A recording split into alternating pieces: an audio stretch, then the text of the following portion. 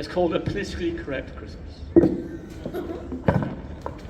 Take that off so I can move around a bit.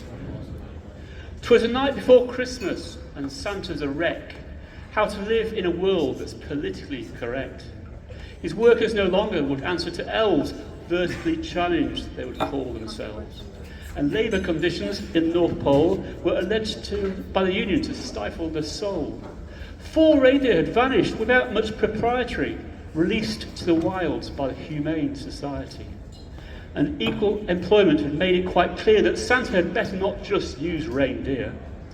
So Dancer and Donna, Comet and Cupid were replaced by 4 pigs.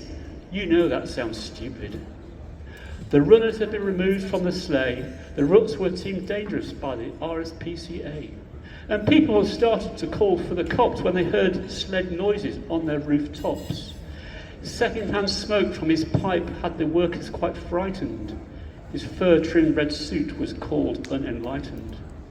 And to show the strangers of life's ebbs and flows, Rudolph was suing for unauthorised use of his nose and had gone on Jeremy Kyle in front of the nation demanding millions in overdue compensation. So half the reindeer were gone, and his wife, who suddenly said she'd had enough of this life. She joined a self-help group, packed and left in a whiz, demanding from now on her title was Ms. And as for the gifts, why, he'd never had a notion that making a choice would cause so much commotion. Nothing of leather, nothing of fur, which meant nothing for him and nothing for her. Nothing that might be construed to pollute, nothing to aim, nothing to shoot. Nothing that clamoured or made lots of noise, nothing for just girls and nothing for just boys. Nothing that claimed to be gender specific, nothing that's warlike or non-pacifistic. No candy, no sweet, they were bad for the two, nothing that seemed to embellish the truth. And fairy tales, while not yet forbidden, were like Ken and Barbie, better off hidden. For they raised the hackles of those psychological who claimed the only good gift was one ecological. No baseball, no football, someone would get hurt. Besides, playing sports exposes kids to dirt.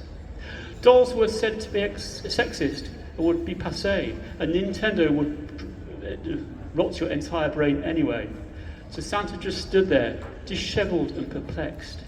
He just could not figure out what to do next. He tried to be merry, but ended up sad. And knew that was not good, it was pretty bad. His sack was quite empty, limped to the ground. Nothing fully acceptable was yet to be found. Something special was needed, a gift that he might give to all without angering left or right. A gift that would satisfy with no indecision every group of people, every religion, every ethnicity, every hue, everyone, everywhere, even you.